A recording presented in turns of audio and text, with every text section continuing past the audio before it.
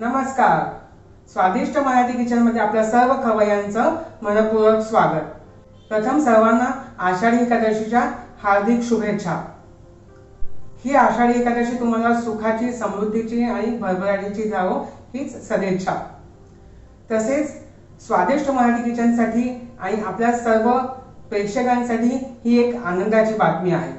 2 वर्षांपूर्वीच आषाढी एकादशीच्या दिवशी म्हणजेच 10 जुलै 2022 रोजी आपण आपला स्वादिष्ट मराठी किचनचा प्रवास सुरू केला आणि आता त्याला आज तिथीप्रमाणे 17 जुलै 2024 रोजी 2 वर्ष पूर्ण होत आहेत.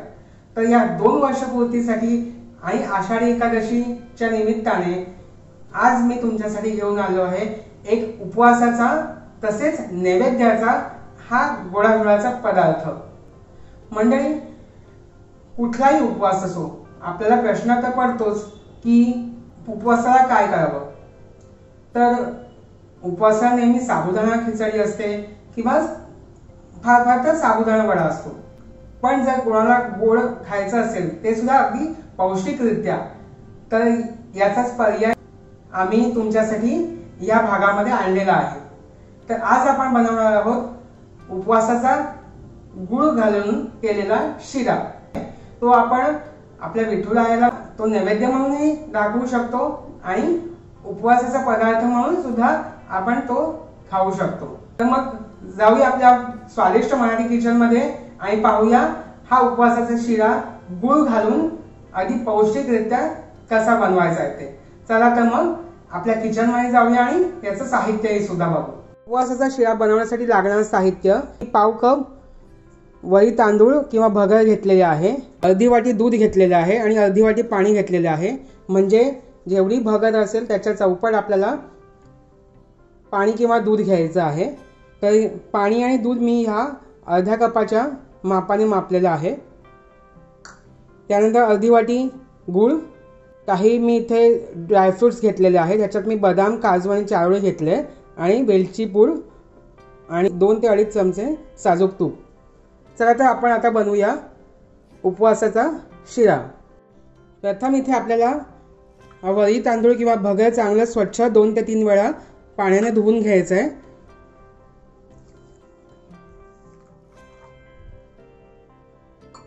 उपवासाचा पदार्थ असल्या कारणाने आपल्याला कुठलाही पदार्थ अगदी सात्विक पद्धतीने करावा लागतो. असं ही भगर 2 ते 3 वेळा पाण्याने स्वच्छ धुवून घ्यायची आहे, म्हणजे यातलं जे स्टार्च असेल ते निघून जाईल. आता एका पॅन मध्ये मी हे साजूक तूप घालून घेतोय.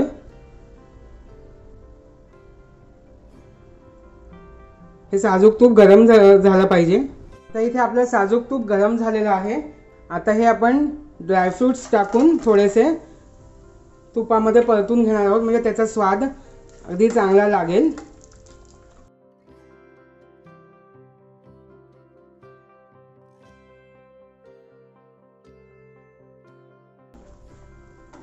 आता इथे आपलं ड्रायफ्रुट्स थोडे परतून झालेले आहेत.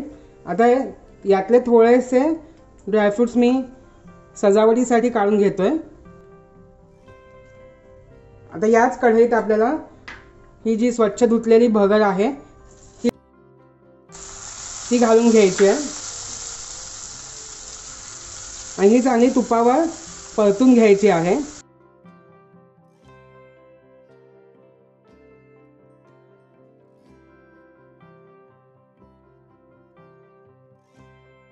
आता आपल्या एका बाजूला वरी तांदूळ भाजून होतोय तोपर्यंत आता आपण अर्धी वाटी पाणी आणि अर्धी वाटी दूध हे गरम करत ठेवायचंय.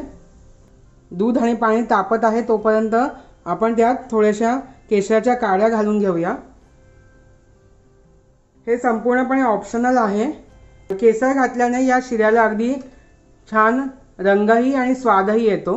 खरपूस भाजण्यासाठी साधारणपणे मला इथे 10 मिनिटाचा अवधी लागला आणि अगदी बारीक गॅसवरती आपल्याला हे भाजून घ्यायचं आहे.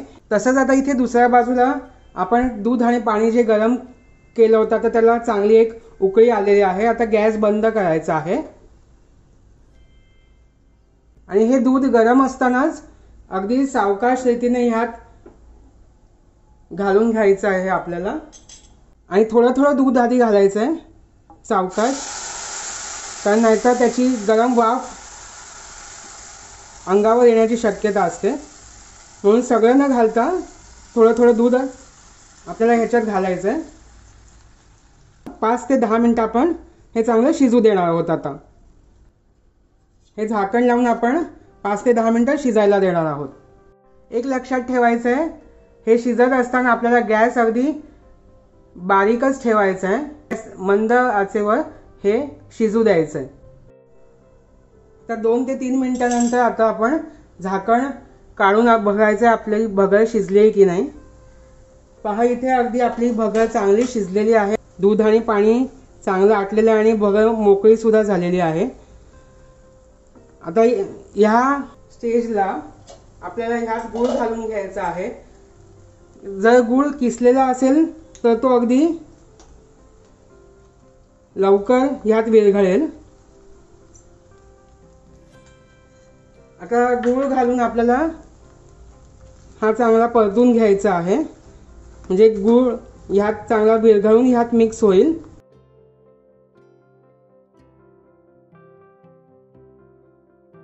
हा वरी तांदूळ हा गरम असतानाच यात गूळ घातल्यामुळे अगदी पटकन हा गूळ विरघळलेला आहे इथे.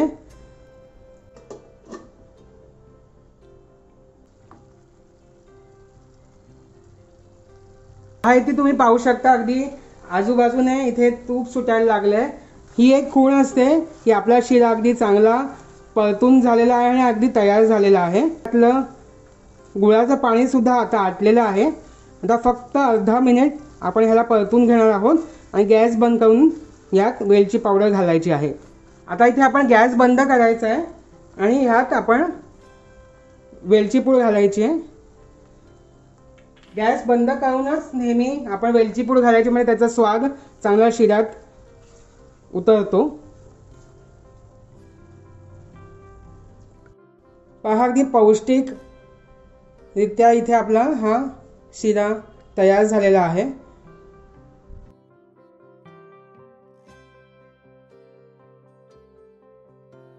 तर पाहिलं ना खवय्यांनो, हा उपवासाचा म्हणजेच वरी तांदूळ किंवा भगरचा शिरा अगदी गुळ घालून पौष्टिकरित्या आपण कसा केला ते. तर मग ह्या आषाढी एकादशीला आज तुम्ही हा वरी तांदळाचा शिरा नक्की घरी करून बघा आणि आपल्या विठुरायाला नैवेद्य दाखवा आणि तुम्ही तो उपवास म्हणून खाऊ शकता. तर मग अशाच सात्विक पौष्टिक पदार्थांसाठी आणि माहितीपूर्ण व्हिडिओसाठी स्वादिष्ट मराठी किचन हे चॅनल सबस्क्राईब करा. यावरचे सर्व व्हिडिओज आपल्या आप्तेष्टांना शेअर करा, लाईक करा, कमेंट करा आणि हो, बेल आयकॉन दाबायला मात्र विसरू नका. मग भेटूया पुढच्या भागामध्ये. तोपर्यंत धन्यवाद.